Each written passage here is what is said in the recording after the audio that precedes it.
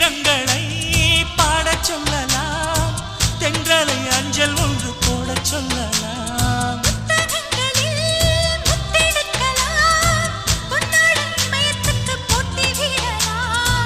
பூமிக்கு பொட்டு வைத்து பார்க்கலாம் பார்க்கலாம் பூவுக்கும் ஆடை தைத்து போடலாமா சூரிய